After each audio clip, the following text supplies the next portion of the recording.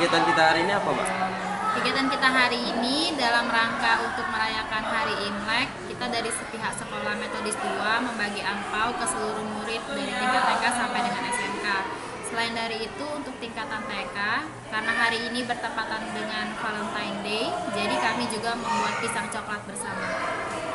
Pisang coklat yang plastik buka.